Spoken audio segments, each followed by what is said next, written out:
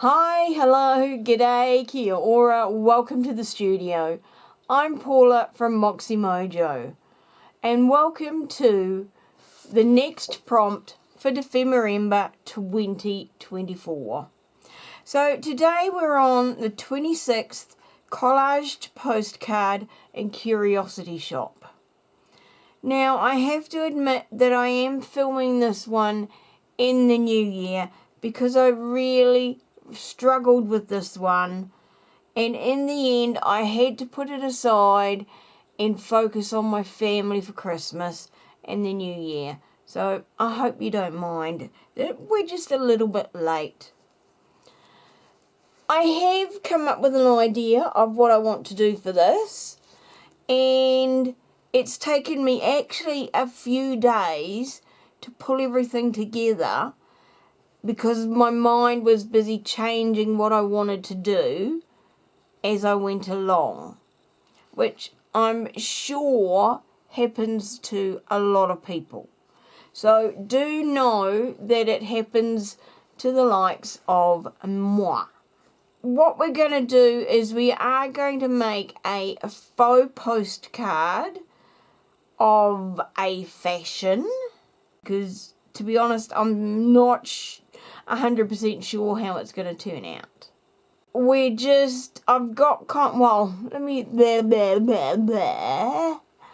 I've got kind of an idea of what I want to do, and I've got a whole lot of elements with which to do it, but who knows if something isn't going to change somewhere along the way. It could very well do so. What have we got? I'm still making my mind up whether I want white bezel or cream bezel, and that's cardstocks, and these are cut down from 12 by 12 sheets of cardstock. These are both textured on one side and flat on the other. So I'm going to use the flat side as the back, as like this is where you would normally write side on the postcard, and the textured side will be my face side, which I decorate. As yet the size is to be determined, but I'm starting off with a couple of scraps which are in the vicinity of they're just under 6 inches by just under 9, or about 9 inches, give or take a smidge, which is an official unit of measure in the studio. First I need to determine the size of my base. So what my idea is I've got some frames.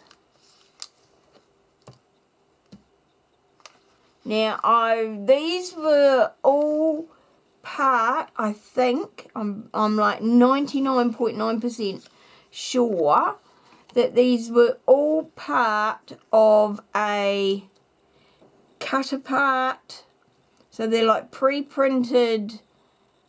I don't think they were digitals. In fact, I'm pretty sure they're not digitals, but they were like a cut apart sheet. And so I've pulled them all out and thought, yes, I like the idea of these together. So the plan is this kind of thing there. So rather than a window, I'm in essence going to be doing what we see on like the display window, or inside the, like, because a lot of our stores here, and I'm thinking like our Salvation Army and like the Red Cross Opportunity Shop have like window displays of a selection of second-hand items. And so I see this as being like a window, and they've got set up like empty picture frames, and every week or every month they change sort of what is sitting in front of that picture frame. So that's how I see it. That is the vision. We have got about, needs to be a minimum of 7 inches, so maybe 7.5 by 5. So at a bare minimum 5 by 7. Think, well, let's go for that, because I use white all the time. So decision made. Now next question is will 5.5 by 7.5 fit into the journal?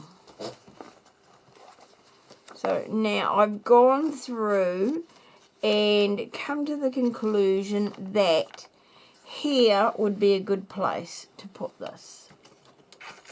So if we measure from here, 5.5 will fit. Doesn't matter if it pokes out the side. And 7.5 will fit. It'll actually fit underneath it. So next dilemma solved. Man, we are on a roll. Okay, so, right, we've cut this to size. It is a big postcard, I know. But I don't mind. Maybe I'm a big postcard kind of girl. To cover this, I want to create like a random collaged, backgroundy, wallpaper kind of look. And I've pulled out a whole lot of scraps from the pile that Tanya gave me. I've got like bits of paper like this, which are just so gorgeous that, yeah, I should be doing something like this. So what I might do is collage on scraps of this, because I love like this as well. So I think I might just tear some bits up.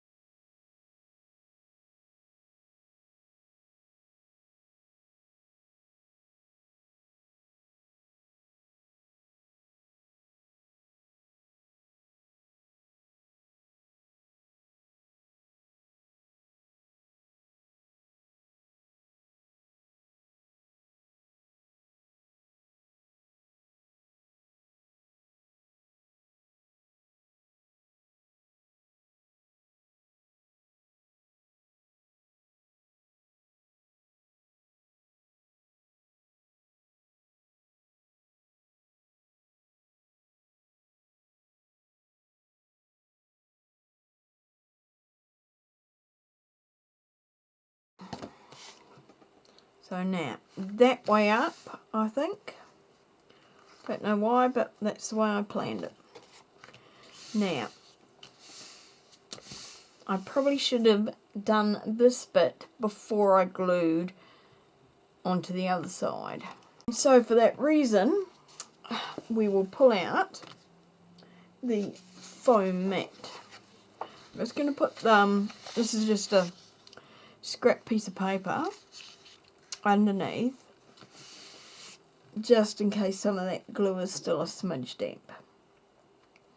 So now I have to turn this bit into a postcard.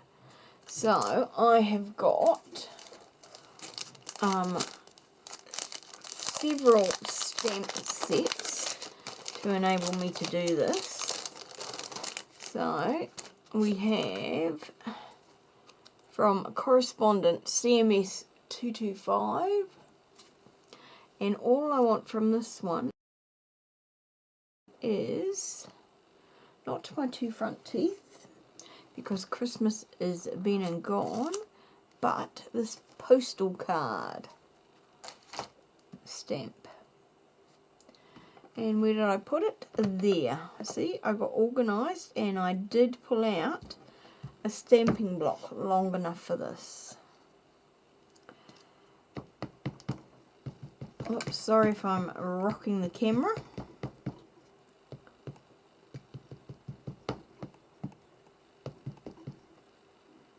Postal. Now I should have marked where is the middle. So let us pull out Centre Finder ruler and cheat. So we are looking at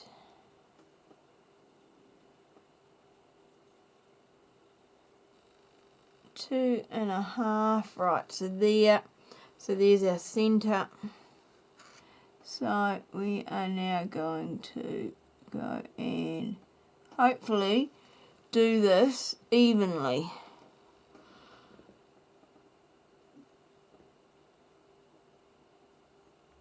Very cheats way of doing that and trying to centre this stamp. And look at that, beautiful. Very nice stamp, thank you, Mr. Holtz.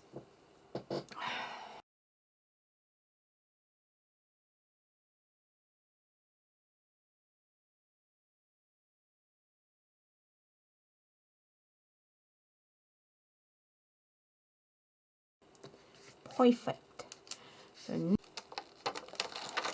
this one here is kind of the best I could get in terms of what I wanted. Right, so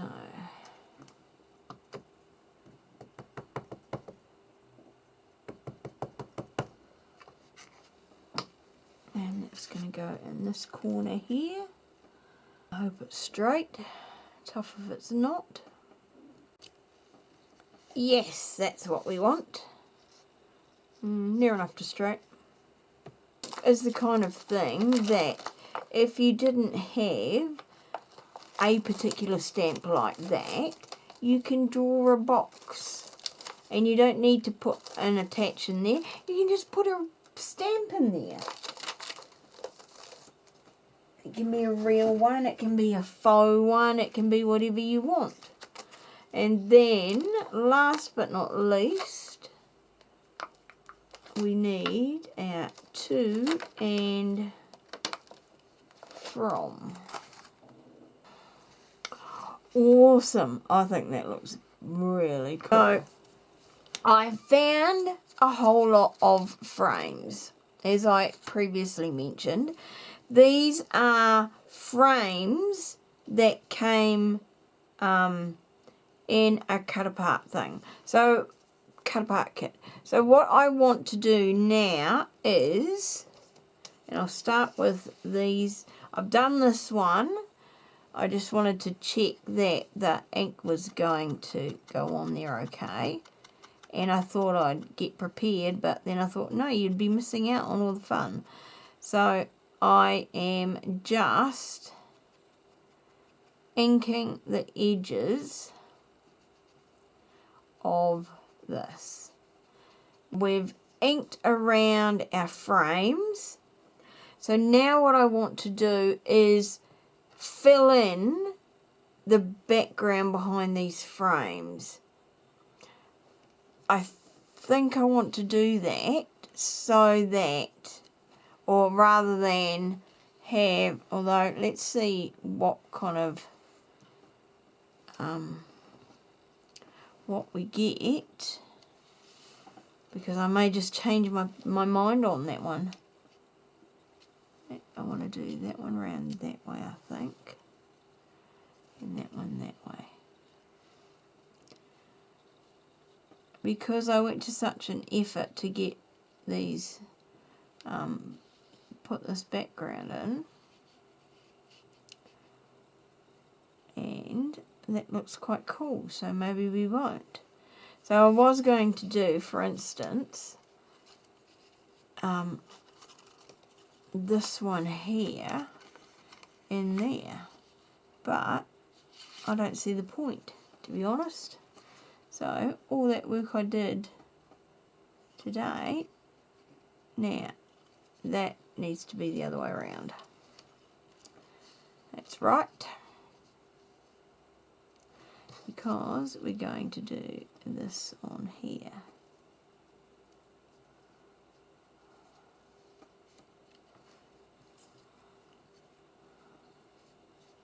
Right, so, okay, no backgrounds. So now what we're going to do is work out our final placements for these frames. So that's roughly there. This one is the odd one. So that one's going to be in the middle there. And this one's going to be down a bit because my bottles are too big. Now these bottles were a stamp set, and so I've stamped them in archival ink, and then I have coloured these bottles. I think that one was dress crayons. That might have been Artos, and I think that one was pencils, because I just wanted to try different mediums. And then I've coloured the bottles with a very washed out Artos, and one. So we want to go now. I need to just decide which way around I want these. So because I've got red top and bottom, I might put that one there. Apart from that one's the, although that one's, yeah, that one will work, and then that one can go there. Yep, I think that works okay. So then those two. Now this one I need to decide which one I'm using, and because I've got either my face or I've got this leaf, and I think I want that up there so that I haven't got the leaf over the leaf.